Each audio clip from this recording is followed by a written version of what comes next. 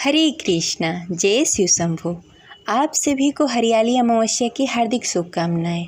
आज सुनेंगे हरियाली अमावस्या व्रत कथा, तो प्रेम से बोलिए उमा महेश्वराय नमः। सावन मास की अमावस्या तिथि का विशेष महत्व है और इस दिन भगवान भोलेनाथ और माता पार्वती के साथ पीपल के पेड़ की विधि विधान से पूजा की जाती है। मान्यता है कि अमावस्या के दिन पीपल की पूजा करने के बाद कथा सुनने तथा पढ़ने से जीवन के सभी संकट दूर हो जाते हैं और जीवन में सुख समृद्धि आती है। वहीं अगर पूजा के हरियाली अमावस्या की व्रत कथा पढ़ ली जाए या सुन ली जाए, इससे कई गुना फल प्राप्त होता है। ऐसे में आइए सुनते हैं हरियाली अमावस्या व्रत कथा, तो प्रेम से बोली उमा महेश्वराय नमः। हरियाली अमावस्या की पौराणिक कथा के अनुसार एक राज्य में एक राजा हुआ करते थे जो धर्मपरायण था एवं पुण्य काम करने में विश्वास रखता था। राजा की एक रानी थी जो धार्मिक कार्यों में राजा का साथ दिया करती थी। एक बार की बात है कि राजा ने अपने महल में पूजा का आयोजन किया और कई तरह के मिष्ठान बनवाए। राजा और रानी ने व्रत पालन करने का संकल्प लिया, लेकिन बीच में रानी को भूख लग गई। रानी ने पूजा के लिए तैयारी की गई मिठाई में से थोड़ी सी मिठाई खा ली। जब राजा ने रानी से पूछा कि मिठाई कम कैसे हो गई, तब रानी ने झूठ बोल दिया कि मिठाई चूहे ने खा ली। राजा ने गुस्से में आकर महल में मौजूद उन चूहों को पकड़वाकर महल से बाहर फेंकवाने का आदेश दे दिया। चूहे के ऊपर आरोप लगने के कारण वह चूहे रानी से बहुत नाराज थे। चूहों ने एक चाल चली। फिर एक दिन राजा के यहाँ अतिथि पधारे और राजा के ही अतिथि कक्ष में सोए। चूहे ने रानी का वस्त्र लेकर अतिथि के पास रख दिया। प्रातःकाल उठकर सभी लोग आपस में बातें करने लगे कि छोटी रानी के कपड़े अतिथि के कमरे में मिले।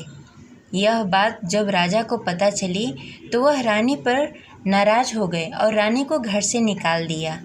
रानी महल से निकलकर एक झोपड़ी में रहने लगी और नियमित रूप से पीपल के वृक्ष में दीपक जलाती और जल डालती। इसके साथ ही वह पूजा करके गुड़ धानी का भोग लगाकर लोगों में प्रसाद वितरण करने लगी। इस प्रकार कुछ दिन बीत जाने के बाद एक दिन राजा उस पीपल के पेड़ के पास से गुजरने लगे जहां उनकी पत्नी दीपक जला रही थी। इस दौरान उसका ध्यान उस पेड़ के पास जगमगाती रोशनी पर गया।